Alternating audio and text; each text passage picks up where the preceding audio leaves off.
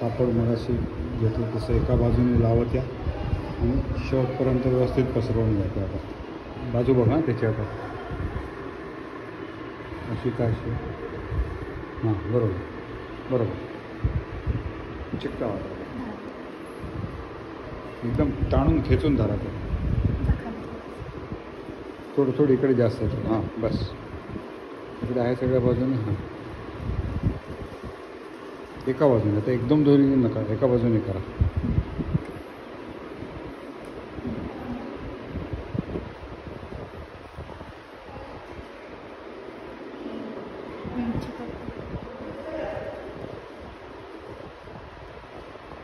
याच्या कागदाच्या चिंध्या होतात ना त्या घ्यायच्या. आता हे आपलं दुसरं कुठे गेलं कापड हां ते वापर म्हणजे त्याने जास्त मग छान होतं. असं पसरव असं हां असं हां बरोबर असं आता पांढरं दिसतं ना सुकल्यावरती दिसणार नाही ते काय. पण हे जर पडली कुठे घडी पडली तर ती दिसेल मग.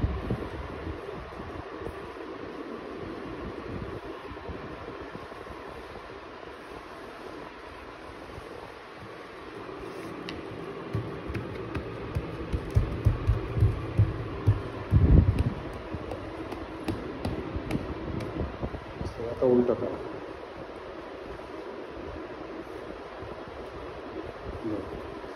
तर ही इथे आपल्याला जास्त आहे एवढी गरज नाही.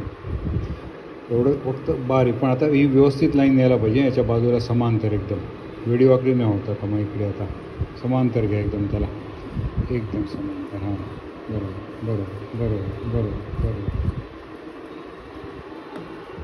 आता इथे फेविकॉल लावा असं इथे एवढ्या लाईनीत नंतर इथे या अशा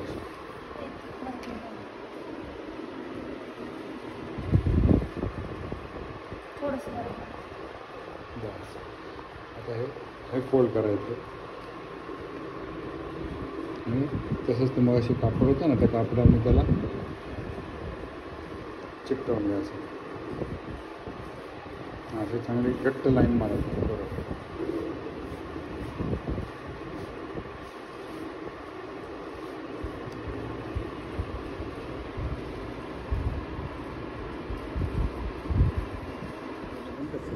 बरोबर लांब करायचं.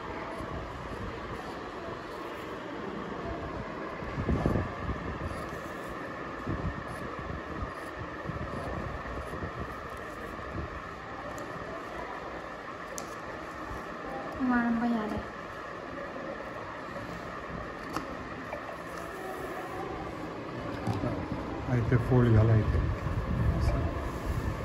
इकडे पण झाला. फेविकॉल लावून नाही आधी नको फेविकॉल. आधी आता हे बघा हे येत आहे ना आपलं बरोबर. हा इथे पहिला इथे घालावं लागेल हा फोल्ड. फेविकॉल लावून नाही आधी इथे कापायला लागेल. तो इथे आहे ना इथे डबल होणार नाही ना असं. बरं होत आहे फोल्ड होत आहे चालेल. आता अजून पुढे या इथे आपण तिथे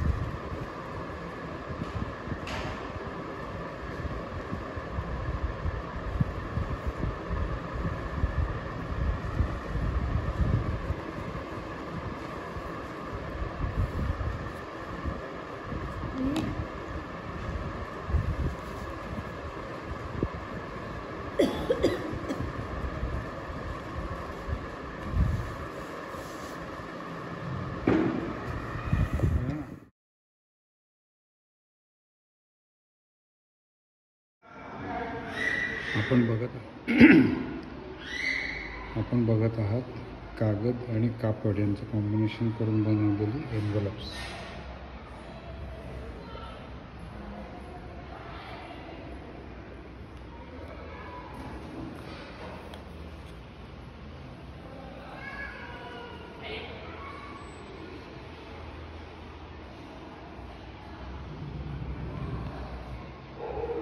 कापडाच्या डिझाईनमुळे एन्व्हलप छान दिसतं. कागदामुळे त्याला स्टिफनेस येतो आणि दोन्ही मिळून एकदम कडकडीत छान प्रेझेंटेबल तुम्ही एन्व्हलप आपल्या मित्रमैत्रिणींना नातेवाईकांना देऊ शकता.